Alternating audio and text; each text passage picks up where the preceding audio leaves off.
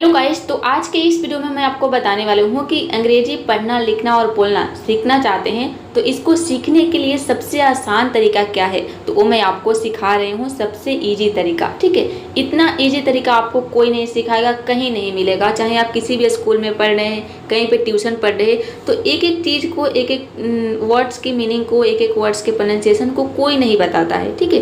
कोई भी इंग्लिश पढ़ के बुक को बता देता है और कहेगा कि चलो क्वेश्चन आंसर लगाओ। मैं भी देख रही हूँ स्कूल में आजकल जो टीचर पढ़ा रहे हैं वो क्या कर रहे हैं, ठीक है। जितने भी स्टूडेंट हैं, जितने भी छोटे छोटे जो बच्चे हैं जिनको इंग्लिश नहीं आती है, या फिर जो बड़े लोग हैं, तो बड़े लोग तो वो शायद वो छोटे स्कूल में उन लोगों को इस तरह से नहीं सिखाया जाएगा, लेकिन जो बच्चे होते हैं उनको तो कम से कम एक एक वर्ड के मतलब पता होना चाहिए।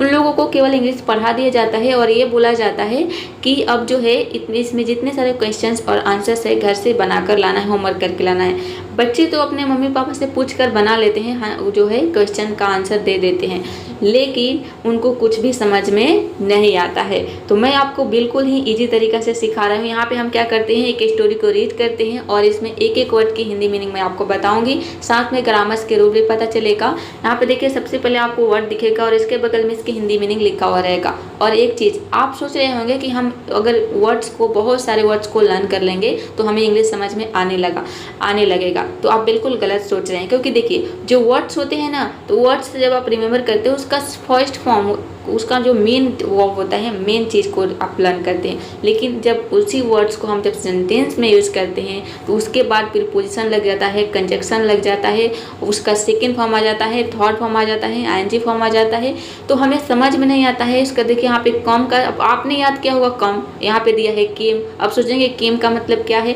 ठीक है। तो यही चीज़ें आपको यहाँ पे क्लियर हो जाएगी और आपको बहुत ही स्पष्ट तरीके से समझ में आने लगेगा कि इंग्लिश कैसे हम इजी तरीके से सीख सकते हैं। इंग्लिश सीखना बहुत इजी है।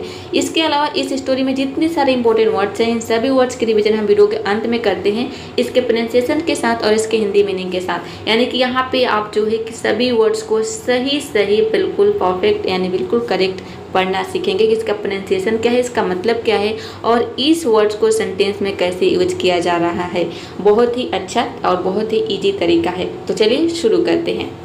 ईट वर्ड्स, यहाँ पे ईट वर्ड्स का मतलब है था। जब भी हम मौसम के बारे में बात करते हैं, जैसे गर्मी, ठंड, तो इन सभी में हम जो है ईट का यूज करते हैं। तो यहाँ पे ईट वर्ड्स का मतलब है कि था।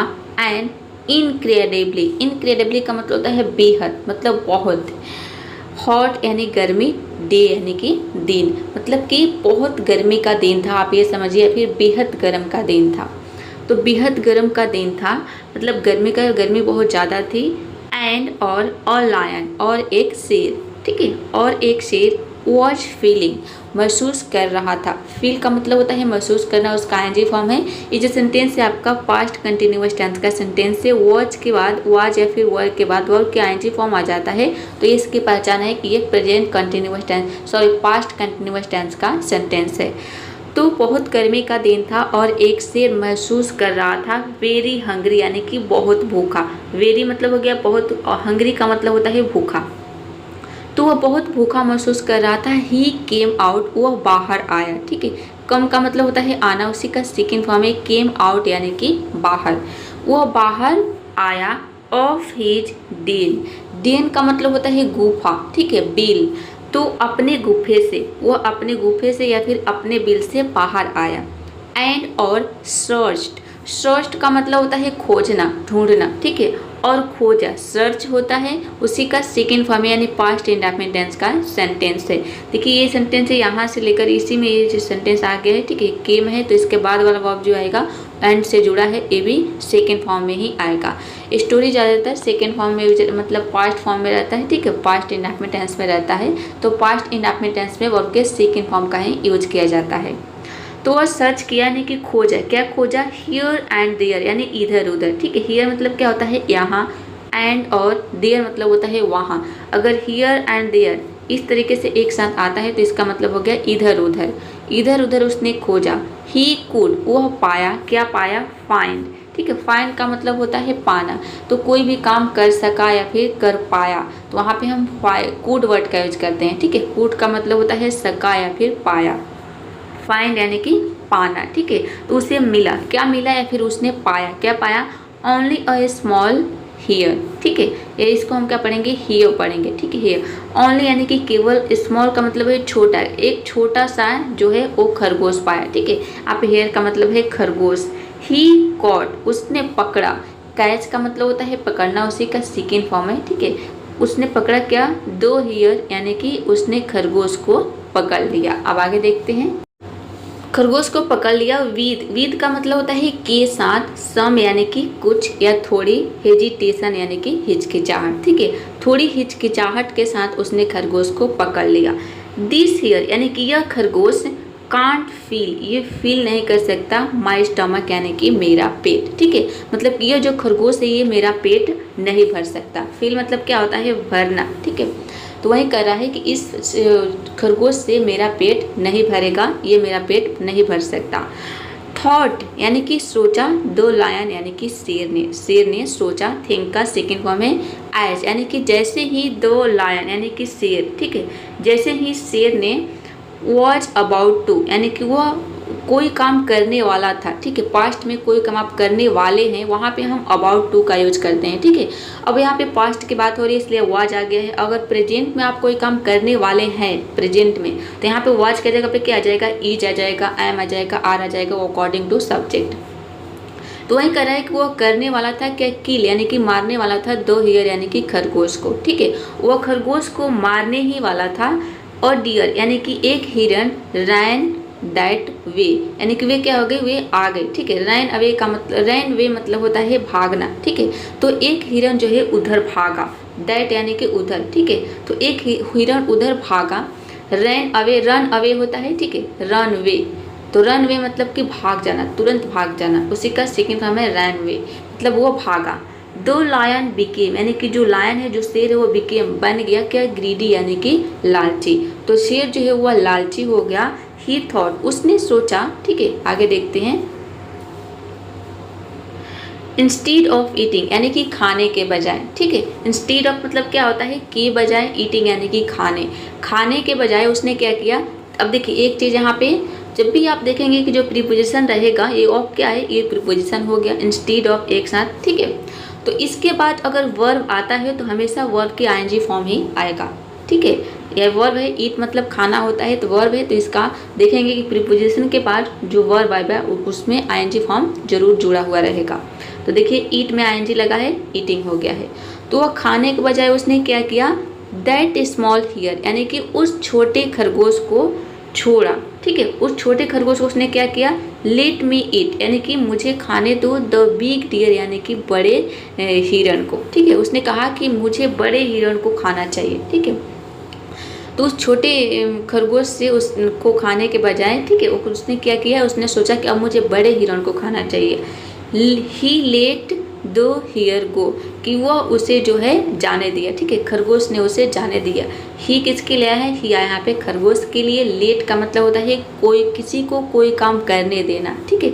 तो उसने जो है हिरन को, खरगोश को क्या किया, जाने दिया। यहाँ पे देखिए ही आया जो है ये शेर के लिए आया, ठीक है, कि शेर ने जो है हियर यानी कि हिरन को, खरगोश को जाने दिया, ठीक है। तो उसने खरगोश को छोड़ दिया, ठीक है, मतलब उसे जाने दिया। एंड और वेंट बिहाइंड, बिहाइंड का मतलब होता है पीछे पड़ना, ठीक है। और वो पीछे पड़ गया, ठीक है। किसके पीछे पड़ गया, दो हिरन यानी कि अब हिरन के पीछे, डियर मतलब हिरन के पीछे वह पड़ गया और हिरन के पीछे गया। देखिए गो मतलब क्या होता है, जाना, उसी का सेकेंड फॉर्म है, ठीक है, मतलब गया। बट लेकिन दो डियर, लेकिन हिरन हैड वैनिश्ड, लेकिन हिरन जो है वह गायब हो गया, ठीक है।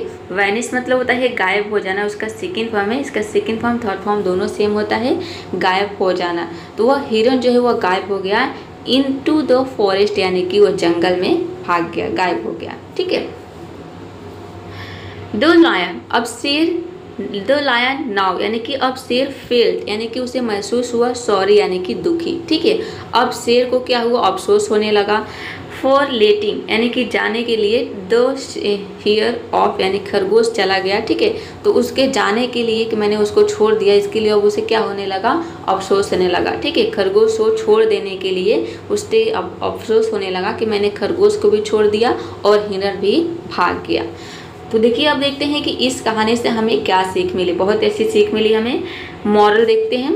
अ वर्ड इन हैंड यानी कि हाथ में एक पक्षी, इसका मतलब है देखिए बर्ड मतलब क्या होता है पक्षी, और यानी कि एक पक्षी, इन हैंड यानी कि हाथ में, ठीक है। तो इसका मतलब हो जाएगा हाथ में एक पक्षी, ईच है वर्थ, वर्थ मतलब होता है बराबर, ठीक है, बराबर है टू यानी कि दो पक्षियों के बराबर, मतलब कि हाथ में एक पक्षी दो पक्षियों के बराबर है इन द बुश यानी कि झाड़ियों के, यानी कि आपके हाथ में अगर एक पक्षी है और झाड़ी में दो पक्षी है, तो जो हाथ में एक पक्षी है उन झाड़ियों में दो पक्षियों के बराबर है, क्योंकि अगर आपके हाथ में एक पक्षी है और एक पक्षी को लेकर अगर आप चाहते हैं कि हम उस पक्षी को भी पकड़ लें तो हमारे पास तीन पक्षी हो जाएगी। तो अगर आप ये सोच रहे हैं तो हो सकता है कि उन दो पक्षियों को पकड़ने के चक्कर में जो आपके हाथ में है एक पक्षी वो भी चला जाए, वो भी उड़ जाए और वो भी दोनों पक्षी उड़ जाए, तो आपके हाथ में क्या आ जाएगा, जीरो आ जाएगा। तो इसीलिए कह रहा है कि आपके हाथ में एक पक्षी झाड़ियों में दो पक्षियों के बराबर है। तो आप ये ना सोचें कि मेरे हाथ में एक ही है वहाँ पे दो है, बस एक जो है उसी पर विश्वास करिए कि हाँ चलो मेरे पास एक है। तो वही कह रहा है कि दो पक्षियों के बराबर होता है, यानी कि जो है उसी में संतोष करना चाहिए, ठीक है, जो आपके पास है उसी में संतोष करना चाहिए, ज़्यादा हमें लालच नहीं करना चाहिए। नहीं तो शेर की तरह ही वो भूखा था, उसके पास एक खरगोश आया, वो सोचने लगा खरगोश को खाने ही वाला था, तब तक उसको हिरन दिख गई। अब सोचने लगा कि खरगोश से तो मेरा पेट भरेगा नहीं, तो वह चला गया हिरन को पकड़ने, तब तक खरगोश भी भाग गया और हिरन भी भाग गया। तो इसीलिए ज़्यादा लालच हमें नहीं करना चाहिए, ठीक है। तो उम्मीद करते हो कि आज की जो स्टोरी है आपको पसंद आई होगी और समझ में भी आ गया होगा। तो चलिए अब देखते हैं इसके कुछ इंपॉर्टेंट वर्ड्स। तो सबसे पहला वर्ड है ग्रीडी। ग्रीडी का मतलब होता है लालची। इनक्रेडिबली, इनक्रेडिबली मतलब बेहद, अत्यधिक। फीलिंग, फीलिंग मतलब महसूस करना। हंग्री, हंग्री मतलब होता है भूखा। डेन, डेन मीन्स गुफा या बिल को हम डेन बोलते हैं। सर्च, सर्च होता है, इसमें ईडी लग गया है मतलब सेकेंड फॉर्म बन गया है, ठीक है। सर्च का मतलब होता है खोजना, ढूंढना, तो उसी का सेकेंड फॉर्म ईडी लगा देंगे। इसका सेकेंड फॉर्म थर्ड फॉर्म दोनों सेम होता है। सर्च्ड, सर्च मतलब खोजा। कूड, कूड का मतलब होता है सकता था या सका या फिर पाया, ठीक है, ये सकता था या फिर सका भी बोल सकते हैं, ठीक है। हियर, हियर मतलब होता है खरगोश। कॉट, कॉट मतलब होता है पकड़ा। देखिए कैच होता है CATCH, ठीक है, कैच, कैच का मतलब होता है पकड़ना, उसी का सेकेंड फॉर्म होता है कॉट। हेजिटेशन, हेजिटेशन का मतलब होता है हिचकिचाहट। स्टमक, स्टमक मतलब पेट। थॉट, थॉट मतलब होता है सोचा। ये जो थॉट है ये थिंक का सेकेंड फॉर्म है, ठीक है, थिंक होता है THINK, थिंक, थिंक मतलब सोचना, तो उसी का सेकेंड फॉर्म है थॉट मतलब सोचा। अबाउट, अबाउट मतलब होता है के बारे में। किल, किल मीन्स मारना। डियर, डियर मीन्स हिरन। रैन, रैन मतलब होता है दौड़ा या भागा। अब देखिए जो रैन है ये रन का सेकेंड फॉर्म है, ठीक है, रन मतलब होता है दौड़ना, इसी का सेकेंड फॉर्म होता है रैन। नेक्स्ट वर्ड है बिकेम। तो ये जो है बिकॉम का सेकेंड फॉर्म होता है बिकॉम होता है, ठीक है, BECOM, बिकॉम। बिकॉम मतलब होना या फिर बनना भी होता है। जैसे अगर हमें बोलना होता है कि मैं एक डॉक्टर बनना चाहता हूँ तो हम बोलेंगे I want to become a doctor. तो बिकम का मतलब बनना और होना दोनों होता है। यहाँ पे देखिए बिकेम मतलब बन गया, यहाँ पे इसका मतलब है बनना, स्टोरी में मतलब बन गया। इंस्टेड, इंस्टेड का मतलब होता है के बजाय। ईटिंग, ईटिंग मतलब होता है खाना। बिहाइंड, बिहाइंड मतलब पीछे। वैनिश्ड, देखिए वैनिश का सेकेंड फॉर्म है, ठीक है, वैनिश होता है, इसमें ईडी लग गया है, वैनिश्ड हो गया है मतलब गायब हो गया। वैनिश मतलब होता है गायब हो जाना, इसका भी सेकेंड फॉर्म और थर्ड फॉर्म दोनों सेम होता है, ठीक है, वैनिश्ड, वैनिश्ड। फॉरेस्ट, फॉरेस्ट मतलब होता है जंगल। फील्ड, फील्ड मतलब महसूस किया, ये जो है फील का सेकेंड फॉर्म है, AFEEL होता है फील। फील मतलब महसूस करना, उसी का सेकेंड फॉर्म है फेल्ट यानी महसूस किया। सॉरी, सॉरी मतलब अफसोस या खेद।